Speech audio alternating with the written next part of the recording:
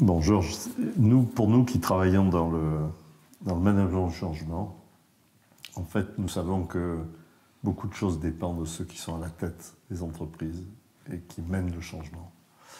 Donc, ça engage... en fait, la réussite d'un changement passe souvent par la qualité du leadership de ceux qui mènent ces changements. Quelle serait l'approche que tu aurais du leadership ?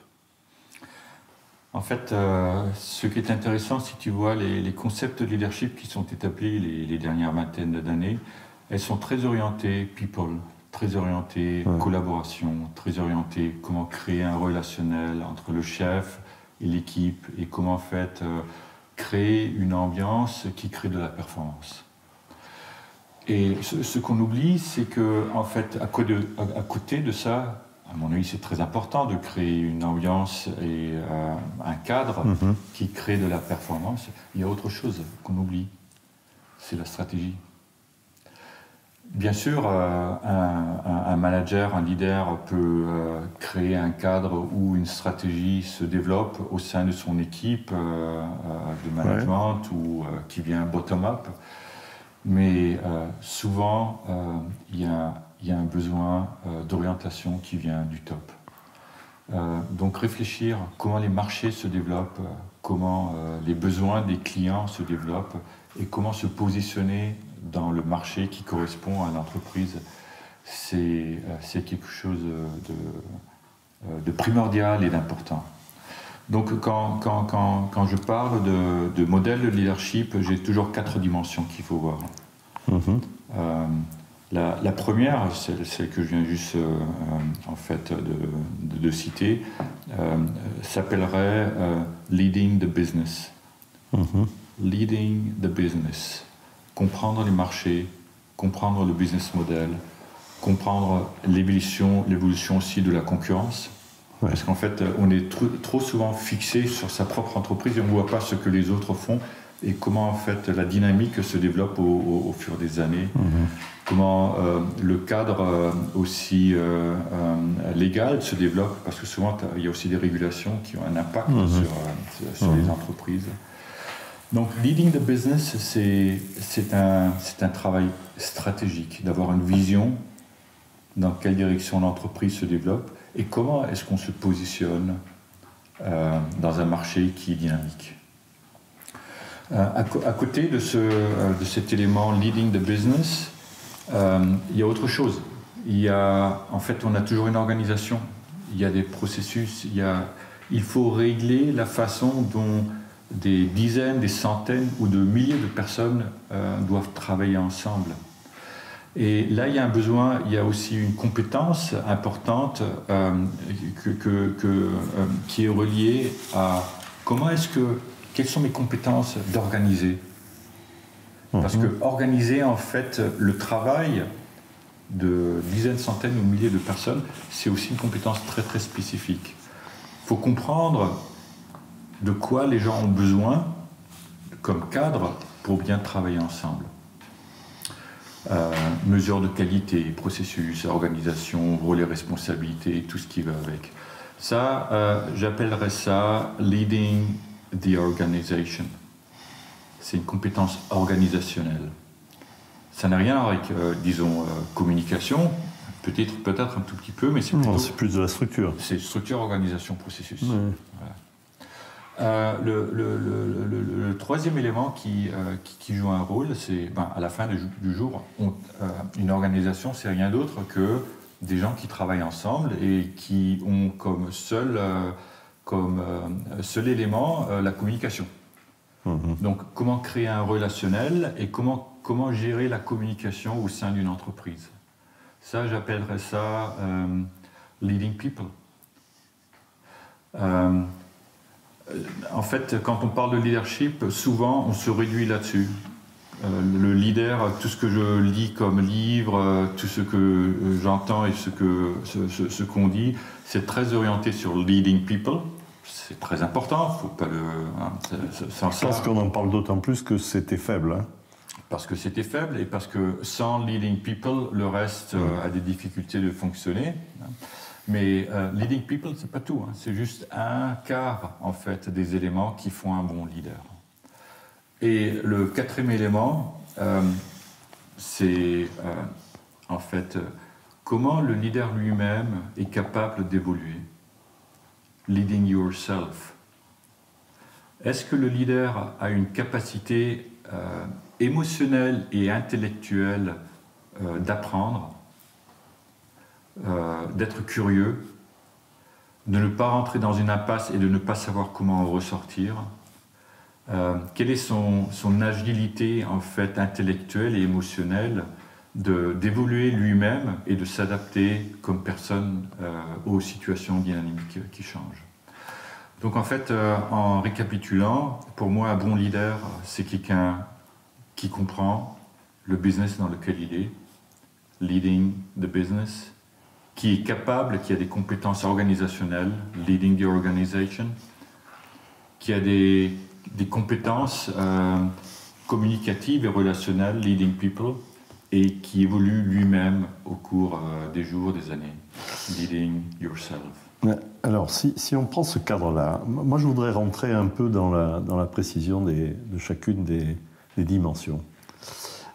Parce que le premier, leading the business, ce qu'on voit, c'est que il y a des gens qui sont venus à la tête d'entreprises, qui peut-être possèdent même l'entreprise parce qu'ils l'ont fondée ou qu'ils l'ont rachetée, et qui réussissent avec un certain business model.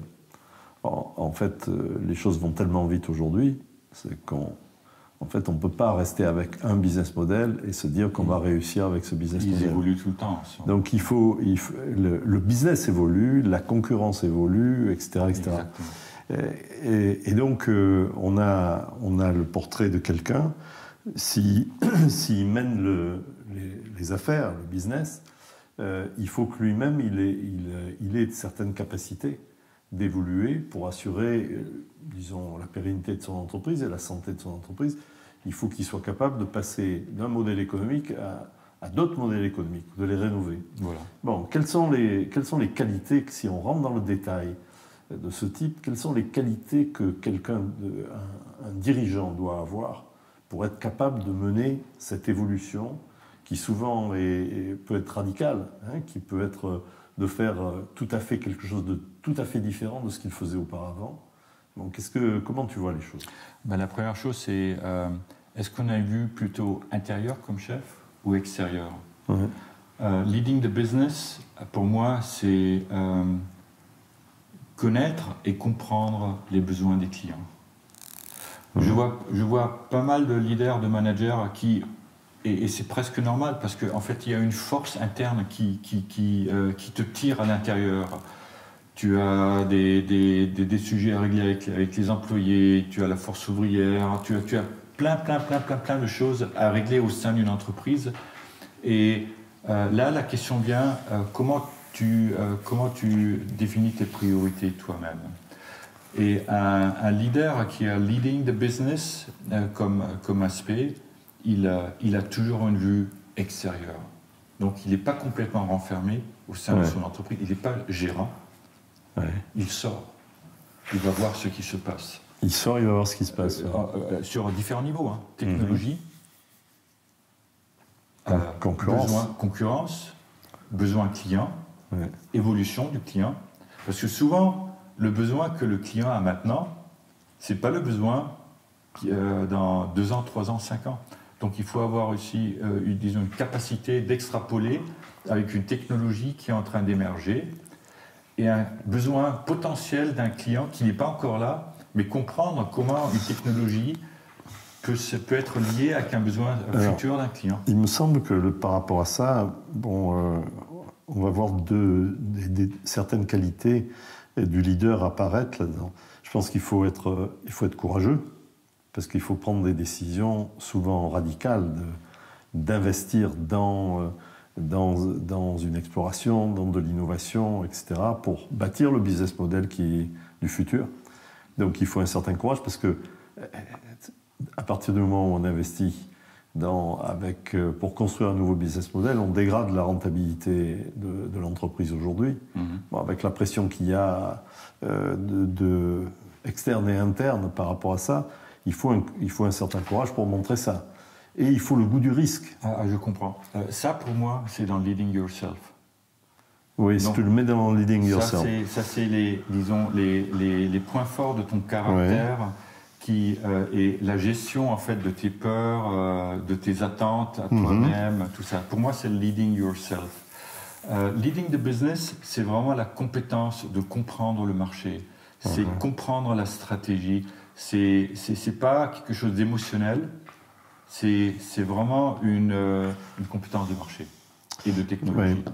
Alors, maintenant, si on considère qu'on est rentré un tout petit peu dans le détail de leading the business, le point qui suit est souvent fait appel à des qualités complètement différentes du premier. Leading the organization, mener l'organisation, c'est des qualités complètement différentes d'essayer de construire le modèle économique de demain. Oui. Très souvent, on ne rencontre pas ces deux qualités simultanément chez la même personne.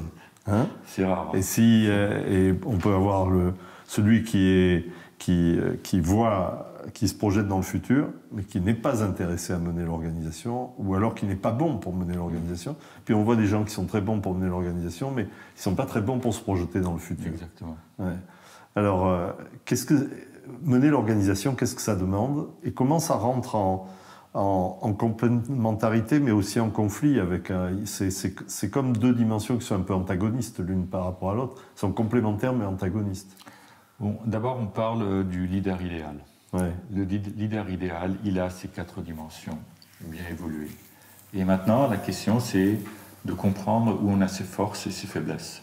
Ouais. Et d'être sûr que sur les points où on a des faiblesses, qu'on crée une structure qui te soutient. Si on voit Steve Jobs, par exemple, Steve Jobs avait sûrement des qualités très fortes sur leading the business.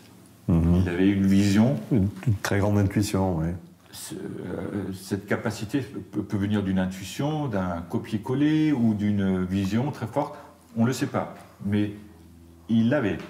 Il était très sûr comment le marché dans son domaine allait se développer et comment il pouvait vraiment faire une différence. C'était connu que ce n'était pas le meilleur organisateur, pas du tout, et que ce n'était pas le meilleur gérant de personnes. Donc en fait, les qualités souvent classiques... très difficiles à vivre. Hein. Très difficiles à vivre, une personnalité très extrême. Mais en fait, si on voit ces 4 points, le point leading the business était tellement fort. Ouais. Et, disons, heureusement, il a créé des structures qui l'aident. Il avait Tim Cook. Tim Cook, lui... un gestionnaire. C'était leading the organization and leading people, en fait. C'est d'ailleurs le problème que rencontre Tim Cook aujourd'hui. C'est-à-dire qu'il n'y a plus de vision, il n'y a plus vraiment d'innovation chez Apple. Hein. On le voit. Donc en fait, là aussi, on voit que, en fait, d'abord, il faut commencer à comprendre quelle est ma force personnelle dans ces 4 dimensions et où on a ses faiblesses. De créer une structure qui en fait soutient de façon à ce que, disons, le modèle en tout fonctionne. Donc ça veut dire aussi qu'un leader doit d'abord trouver les zones où il est vraiment excellent et il fait la différence, et puis qu'il s'accepte comme il est d'une certaine manière, parce qu'il ne va pas travailler à contre-emploi. Leading yourself. Il faut que tu comprennes tes forces et tes faiblesses. Ça fait part, en fait, de la 4e dimension. Ouais, et que tu les acceptes et que tu joues avec. C'est-à-dire qu'on gagne avec ses qualités, on ne gagne pas en compensant ses défauts. Hein. C'est ça. Bon, ok. Les 2 premières sont un peu antagonistes l'une de l'autre. Souvent, un bon leader, c'est un leader qui sait s'entourer et d'avoir des gens très près de lui qui sont très complémentaires de ce qu'il est, de telle sorte que ses collaborateurs immédiats soient capables de faire ce que lui n'est pas capable de faire et n'a pas envie de faire, en fait, n'est pas motivé à faire. Ok. Si on passe à la 3e dimension, leading the people, mener les hommes. Là, comment tu vois les choses? Quelles sont les principales qualités? Bon, là, c'est créer des relations. Créer des relations qui créent de la performance. Oui. Et en fait, on est souvent sur les éléments qui créent de la performance. Donc, qu'est-ce que tu dois faire pour plus je progresse dans le domaine, plus je reviens à un point.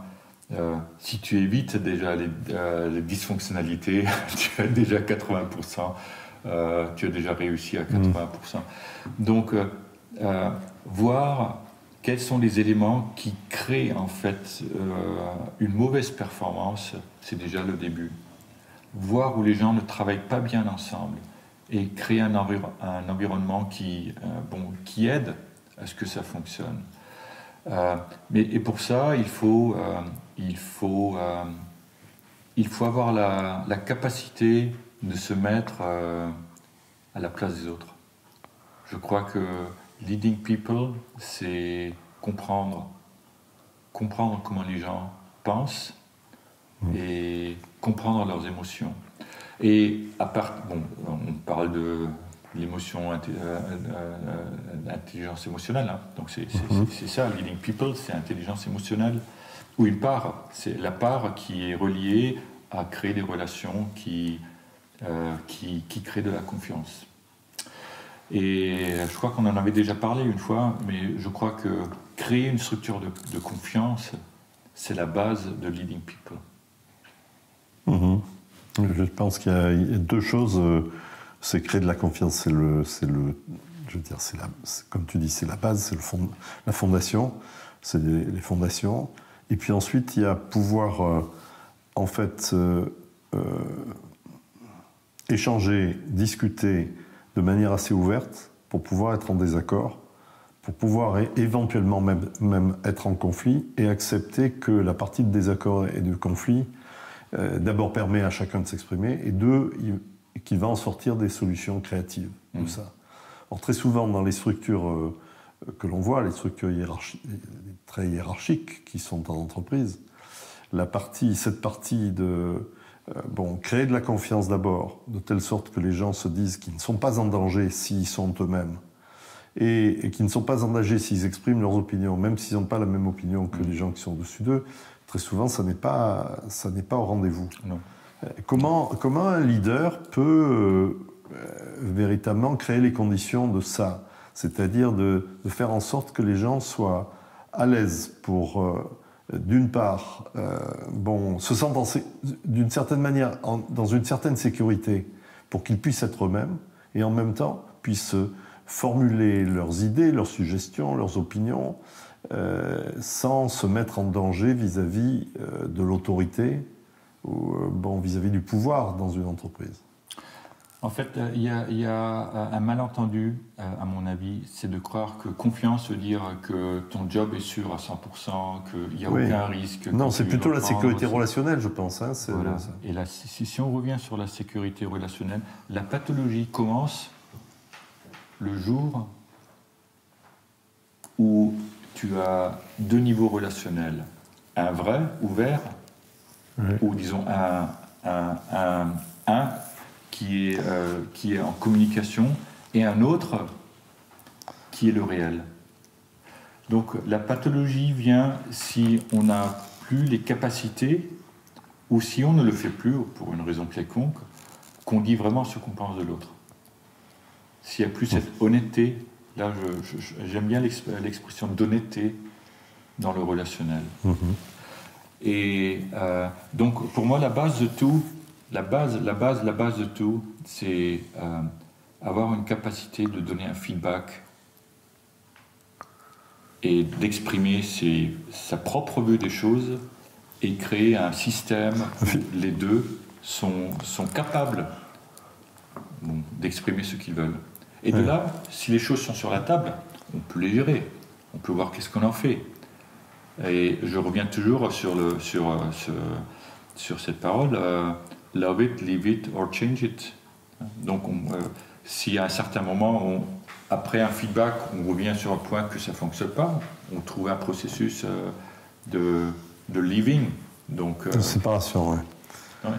Mais c'est toujours love it, leave it or change it. Et la base, c'est est-ce qu'on a une pathologie dans le relationnel, donc on n'est pas honnête sur ce qu'on dit et ce qu'on pense, ou est-ce qu'on est honnête sur ce qu'on pense? Et un bon leader dans Leading People, c'est créer une communication honnête, une communication réelle entre les deux. Mais alors il faut que le leader soit capable non seulement d'être honnête dans ce qu'il va formuler, mais de permettre que les gens soient honnêtes avec lui. Exactement. Et ça, un système de feedback, c'est dans les deux sens. Hein. Oui, c'est dans les deux sens. Mais comme on est dans des structures d'autorité, souvent, c'est pas au rendez-vous. C'est-à-dire qu'il faut-il encore que le leader ait assez d'humilité et d'ouverture aux autres pour qu'il puisse à la fois entendre et tirer profit de ce que les gens vont lui dire. Là, on est disons, à la frontière entre leading people et leading yourself. Oui. Parce que leading yourself, c'est avoir, disons, une personnalité qui n'entre pas très vite en survie, donc qui gère le stress aussi et qui ne se sent pas attaqué avec un feedback, mais qui prend toujours le feedback comme un cadeau. Ouais. Qui prend toujours... dans ma petite entreprise, on a une parole qui est très importante pour nous, parce que nous aussi, on rencontre des pathologies dans la communication et le relationnel. Nous, on dit toujours feedback is the breakfast for champions. Feedback is the breakfast for champions. C'est avec le feedback honnête, dans les deux sens, vice-versa, qu'on crée la fondation d'un relationnel entre chef et employé, et entre collègues, entre fonctions. Partout. Oui. Tout à fait. Je voudrais insister sur certaines dimensions dans Leading People, la façon de mener les gens. En fait, il me semble que quand on veut être efficace dans une équipe de direction ou autre, dans une entreprise, on a toujours les deux dimensions. Une dimension relationnelle qui va permettre de faire ce qu'on vient de dire, de s'exprimer, de créer la confiance, de créer une certaine sécurité relationnelle pour pouvoir s'exprimer, et puis pour se connaître, s'apprécier les uns les autres, et montrer de l'humilité et ne pas cacher ses faiblesses, de telle sorte que les gens soient à l'aise pour montrer les leurs, d'une certaine manière. Et puis la dimension qui est la dimension, disons, stratégique, c'est-à-dire de construction du projet stratégique ou de partage du projet stratégique. Il y a toujours ces deux dimensions-là. Maintenant, si on rentre dans le détail de mener des hommes, l'essentiel, c'est de les faire grandir. C'est-à-dire que le rôle d'un leader, c'est de faire grandir les gens qui sont autour de lui, de telle sorte que ces gens-là fassent de plus en plus de choses, que lui se consacre à là où il va apporter une valeur ajoutée plus importante, et qu'il puisse même préparer le mouvement, la dynamique, sa succession dans certaines fonctions, etc. etc. Et là, il me semble qu'il y a plusieurs dimensions qui sont très importantes et qui ont rapport à ce que tu viens de dire. Le premier, c'est de donner la capacité, assez d'autonomie aux gens et assez de moyens pour que, en fait, ils puissent prendre des responsabilités, ils puissent prendre des risques eux-mêmes, pas seulement le patron qui prend des risques, mais ses collaborateurs, qu'ils puissent prendre des initiatives et se sentent véritablement responsables de ce qu'ils entreprennent. Souvent, là, il y a des contradictions entre la première dimension, leading the business, and leading the organization. Parce que leading the business, ok, bon, si on ne prend pas de risque ou si on ne prend pas d'initiative, on ne mène pas le business, parce qu'on ne se projette pas dans l'avenir. Et ça ne peut pas être uniquement le top leader qui fait ça, il faut que ce soit les autres, les collaborateurs, dans une structure même qui est assez importante à partir d'une moyenne entreprise, il faut que les directeurs prennent des initiatives eux-mêmes et prennent des responsabilités, autrement ça ne va pas marcher. Donc, comment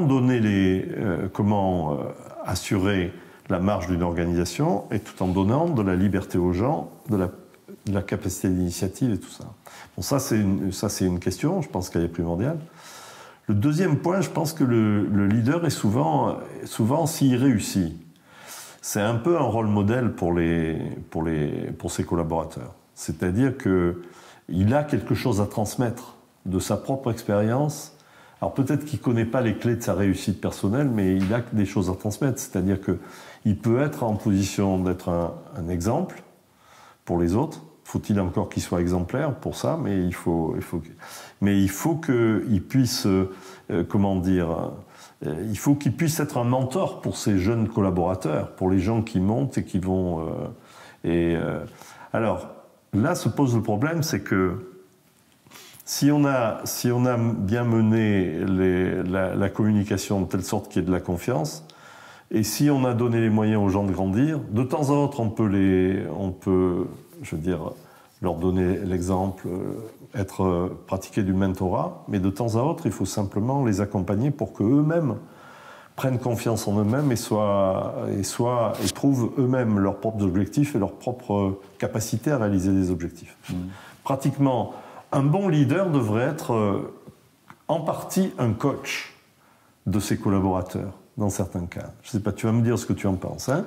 Peut-être qu'on peut s'arrêter là. En fait, deux éléments. Le premier, c'est je ne vois pas ce concept seulement pour le PDG. Oui, c'est ça. En fait, tu peux utiliser ces 4 dimensions aussi pour un chef d'équipe. Oui. Donc, premier niveau en fait de management, parce que lui aussi doit comprendre son business model. Le business model n'est peut-être pas pour toute l'entreprise, mais il doit aussi comprendre quels sont ses clients, même si ce sont des clients internes dans ce cas-là. Il doit comprendre quelle est la relation entre, disons, le business model de l'entreprise et ce qu'il doit en faire avec son équipe, avec ses ressources qu'il a. Donc lui aussi devrait avoir les capacités de définir sa stratégie pour son équipe. Bon, donc je vois ça sur chaque niveau, pas seulement le boss et moi, le reste. je serais assez d'accord avec ça. Faut-il encore que, depuis de haut en bas, et souvent ça peut être aussi avec des boucles de coopération et de conception, faut-il encore qu'il y ait un vrai partage de la vision et de la stratégie je veux dire, à tous les niveaux de l'entreprise. C'est-à-dire qu'il y a un déploiement à la fois du partage des informations par rapport à la stratégie et même une conception stratégique commune au sein de chacun des échelons de l'entreprise, de chacune des directions de départements, etc. Leading the organization. Donc en fait, est-ce que tu crois que ça suffit de leading the organization pour déployer le... Non, ça c'est leading the organization, c'est assurer que le processus de déploiement fonctionne. Voilà, puis dans leading people, tu as les capacités communicatives à en fait mettre ou créer un mouvement au sein d'une entreprise avec beaucoup de personnes. Donc comment communiquer de façon à ce que tout le monde comprenne de quoi il s'agit. Donc tu as là les 2 dimensions, des dimensions plutôt management gestion de projet, gestion de comment passer les messages à travers l'organisation, et tu as la communication, comment en fait passer le message d'une façon à ce que ça there is an inspiration, hein. Donc en fait les gens sont prêts à participer à cette mission. Alors si on continue à réfléchir, toutes ces dimensions ne sont pas au même niveau, parce que leading the business, ça veut dire qu'on se projette dans l'avenir, qu'on conçoit le business seul ou avec d'autres, qu'on est capable de changer de business model, c'est-à-dire l'innovation. Mais ça veut dire quelquefois commettre un suicide pour pouvoir perdurer. C'est toujours pour créer. Donc c'est difficile au niveau d'une personne. Parce que ce qu'on a constitué, c'est toujours partie de notre identité. Donc il faut tuer une partie de soi-même pour pouvoir construire, faire développer l'autre partie ou de nouvelles parties de nous-mêmes. Donc ça, c'est difficile. Donc on voit bien que ça a un rapport avec leading yourself. Bien sûr. Hein. Et la partie relationnelle engage aussi notre personne, d'une certaine manière, parce que ça veut dire qu'on va d'une part s'intéresser à l'autre, mais aussi donner à lire des choses de nous-mêmes, de telle sorte que l'autre soit en confiance pour pouvoir échanger ou montrer ses propres faiblesses ou ses propres spécificités. Il me semble que Leading the Organization, c'est un autre niveau. C'est-à-dire que c'est plus un équipement de l'organisation, en quelque sorte, de la structure. C'est plus des éléments structurels que des éléments qui sont spécifiques au leader. C'est-à-dire que le leader, leading the business, il faut qu'il soit capable de se projeter dans l'avenir, qu'il développe une vision, qu'il développe une stratégie, qu'il prenne des risques et tout ça. Ça engage beaucoup de choses de lui-même. Pour mener des communications, là aussi, on ne va pas répéter ce qu'on a dit, mais ça engage beaucoup de choses de lui-même. Mais de mener l'organisation, en fait, est-ce que ça dépend de lui ou est-ce que ça dépend d'autres personnes? Est-ce qu'il ne doit pas avoir l'intelligence de faire en sorte que la mise sur pied de la structure, des processus, tout ce qui est de l'ordre du déploiement, en fait, ce soit géré et mis en œuvre par d'autres, et peut-être même conçu par d'autres personnes que lui-même, parce que c'est difficile d'avoir les deux dimensions. Je sais, mais là, ça dépend du business dans lequel tu es. La semaine dernière, là, il y a quelques jours, une usine qui fabrique des saucisses en Allemagne a fait faillite. Mm-hmm. Pourquoi? Parce qu'il y a 2 semaines, on a trouvé des bactéries dans des saucisses qui ont tué quelques personnes. Donc, des personnes qui sont mortes, des clients, des consommateurs qui sont morts parce qu'ils ont mangé cette saucisse où il y avait des bactéries. Donc là, c'est très clair, les processus dans cette entreprise n'ont pas fonctionné. Ouais. Donc l'organisation n'a pas bien, les engrenages n'ont pas bien fonctionné, et à la fin, ça a même abouti à la faillite de l'entreprise. Donc toujours de dire oui, c'est le futur et l'innovation, et l'organisation c'est d'autres, la gestion c'est d'autres qui le font, c'est pas à mon niveau, c'est dangereux. Parce que très très souvent, c'est là les pièges. C'est là qu'il y a les pièges. Et si le chef n'assure pas la qualité, les processus, la performance organisationnelle, souvent c'est une des raisons pour laquelle l'entreprise ne fonctionne plus. Donc moi je ne serais pas sur... en fait, il y a des dimensions d'élite qui sont chefs, il y a des dimensions, disons, pour nos employés qui vont faire les processus. Mm-hmm.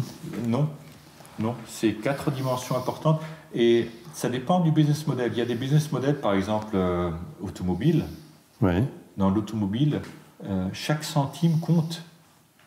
Donc là, c'est vraiment...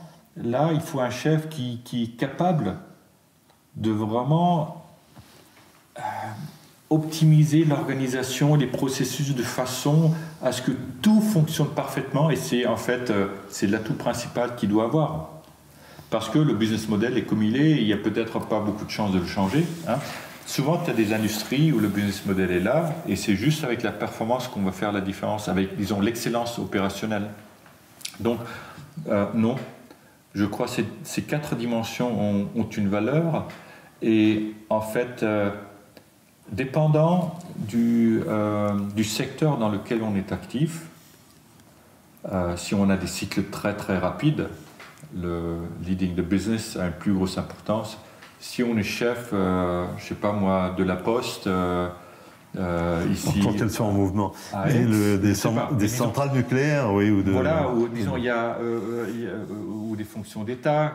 Donc il y a sûrement aussi des fonctions ou disons des secteurs où, disons, il n'y a pas vraiment une révolution à court terme qui vient et où la gestion joue un beaucoup plus grand rôle que le business model. Ouais. Et donc, si on voit ces 4 dimensions, moi j'aime bien utiliser ces 4 dimensions au sein d'un recrutement. Mm-hmm. Parce que là, on peut déjà dire quel est le besoin qu'on a pour cette tâche, pour ce manager. Où est-ce qu'il doit être bon? Est-ce qu'il doit réinventer avec son équipe le business model? Est-ce que c'est la stratégie qui compte? Est-ce que c'est l'excellence opérationnelle? Est-ce que c'est la capacité en fait, de rassembler ces équipes et de créer un esprit de performance? Et comment cette personne doit être capable d'évoluer elle-même? Disons, est-ce qu'elle est programmée? Est-ce qu'elle ne change plus? Est-ce qu'il faut s'attendre à une personne qui a, disons, un programme fixe? ou est-ce que c'est une personne qui est agile en tête et qui a la capacité d'évoluer elle-même? Et dépendant en fait, des attentes, on peut vraiment regarder les personnes qu'on a dans le recrutement, who is the best fit for the job? Oui. Non, et puis ça dépend, à mon avis, ça dépend encore quel job, parce que quelquefois, les 4 dimensions ne sont pas aussi importantes les unes que les autres.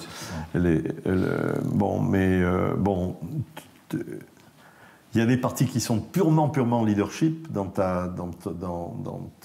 4 dimensions, et puis une partie qui est quand même très grandement du management, c'est-à-dire de l'excellence opérationnelle, c'est-à-dire comment on arrive en fait à gérer la complexité de tous les jours pour augmenter l'efficience des systèmes qui sont en place. Voilà, en fait c'est la question de fond.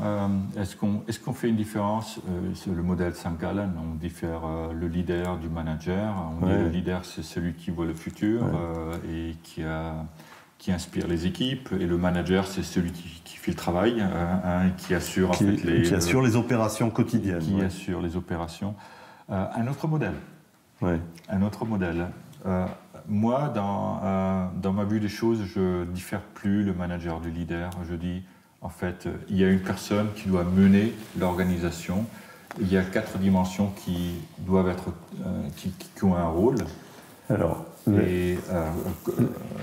quels sont les besoins pour la tâche? La 4e dimension, elle est différente des autres. C'est-à-dire comment on se gère soi-même et comment on se mène soi-même. Oui. Donc c'est en fait la dimension où on se prépare à être, si on considère que les 3 premières dimensions, c'est déjà le leadership idéal, de celui qui voit le business, qui organise et qui traite bien les gens de telle sorte qu'ils soient heureux, confiants de travailler avec lui, et pour l'organisation, c'est déjà un manager idéal. Quelles sont les qualités qu'une personne doit développer pour, je veux dire, vis-à-vis d'elle-même, pour arriver à être performant dans ces 3 dimensions et pour, je veux dire, pour être capable de mener tout ça? Être humble, c'est la première chose. Ne pas croire qu'on sait tout. C'est là où tout commence. Un problème de beaucoup de leaders, de beaucoup de managers, c'est qu'ils croient qu'ils sont mieux que les autres. Oui, ou qu'ils croient qu'ils sont l'entreprise eux-mêmes. S'il y a un modèle I'm okay, you are not okay. S'il y a un modèle I'm better than you are and I know the truth, you don't. Si on a des modèles comme ça, il y a un gros risque que en fait, on n'écoute plus. Oui. Et en fait, leading yourself commence avec la capacité de vraiment vouloir écouter. Parce que toute forme d'apprentissage débute d'écouter. Et bon, après...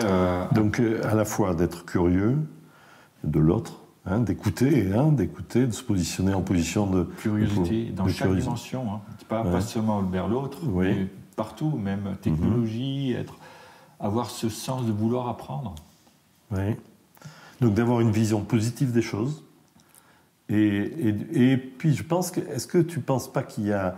Je pense qu'il y a une vision optimiste aussi qui est nécessaire. Parce que pour construire le futur, si on ne croit pas dans le futur, c'est difficile. Si on ne croit pas que le gars qui est avec nous va progresser, c'est difficile de le faire progresser. Donc je pense que l'optimisme est une... C'est-à-dire que moi, ce que je vois chez les gens qui...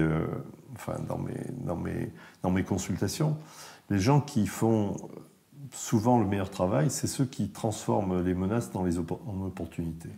C'est-à-dire qu'ils savent voir le positif, même dans un problème qu'ils rencontrent, savent voir le positif et là-dessus construisent quelque chose qui va, d'une certaine manière, résoudre le problème, mais surtout construire une nouvelle dimension, une nouvelle qualité, une nouvelle compétence de l'entreprise. Absolument. Absolument. Donc ça demande une vision à la fois positive et optimiste de la vie. Une résistance au stress. Ouais.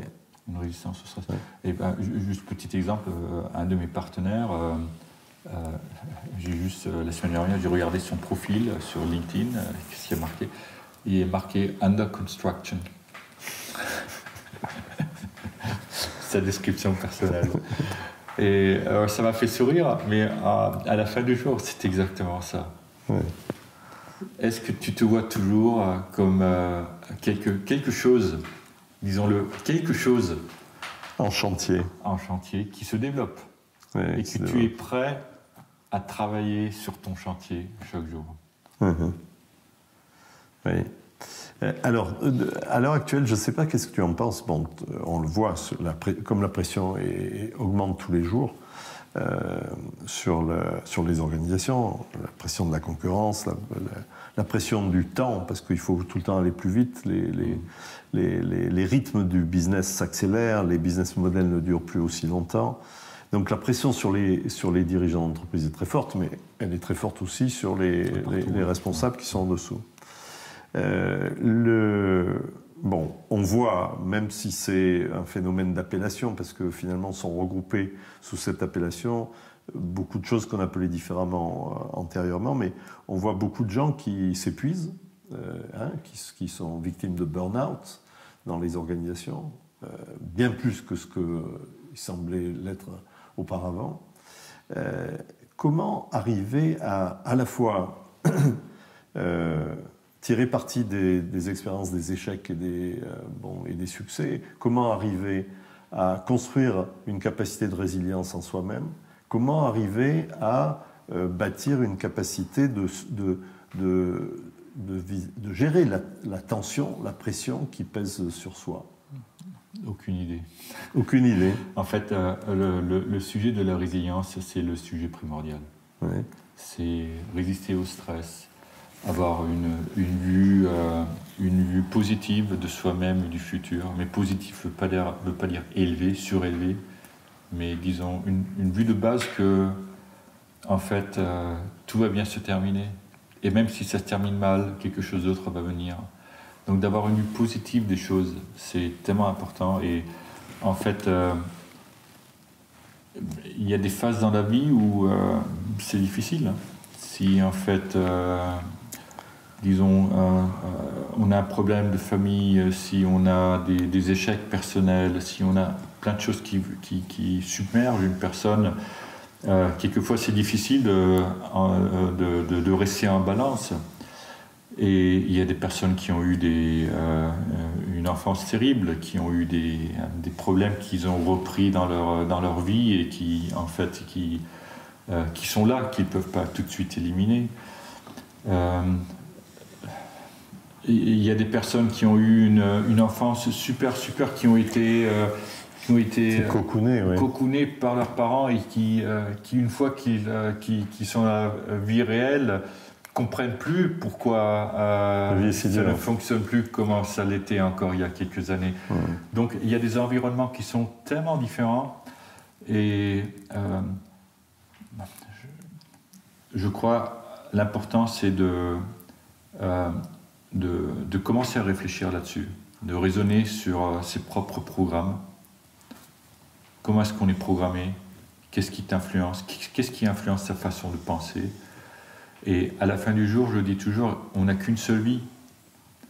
Pourquoi la jeter en étant déprimé et en voyant le monde comme problème? On n'a qu'une seule vie. Et je vois des gens qui ont une vue positive des choses. Ils sont capables de dire, ouais, j'ai qu'une seule vie. J'en fais le mieux que j'en peux. Et t'en as d'autres qui s'en rendent pas compte, qui sont enfermés dans leur bulle et qui ne sont pas capables d'en ressortir. Donc si on résumait, d'abord il faut avoir une vision centrée vers l'extérieur pour voir les opportunités, pour mettre en perspective, y compris les problèmes qu'on a pu avoir, et justement tirer parti des difficultés qu'on a eues pour à la fois les comprendre, mais les relativiser, et puis se projeter vers le futur. Une vision optimiste de la vie est tournée, et une vision positive de ce qu'on l'on peut encore faire, et sans doute une vision positive des collaborateurs et tout ça, c'est-à-dire appliquer cette vision-là aux gens avec lesquels on travaille, de telle sorte qu'on puisse se dire que ces personnes elles-mêmes vont être capables de tirer parti de leurs erreurs, de progresser de cette manière-là, et qu'avec eux, au niveau même de la relation, on va pouvoir construire une relation de meilleure qualité et plus productive et plus harmonieuse. Ouais, on va avoir tous ces éléments-là en jeu. En fait, en t'écoutant, je crois que la seule solution, c'est d'arrêter de responsabiliser les autres de sa propre situation. Ouais. No more excuses. Parce qu'au moment où tu te sens victime d'une situation, tu n'es pas capable d'en ressortir. Tu es déjà dans le piège si tu crois que tu es victime. Et je crois que dans Leading Yourself, le message clé, le vrai message clé, c'est You are responsible for your destiny at any stage in your life. Et même si ton chef ne veut plus travailler avec toi, même si tu as du mobbing autour de toi, même si quoi que ce soit qui arrive, même si tu n'as plus de job et tu es à la recherche d'un autre job, arrête de chercher des excuses. C'est toi le seul qui peut en ressortir. Bon, peut-être qu'on va s'arrêter là, sur ce principe de base. Merci.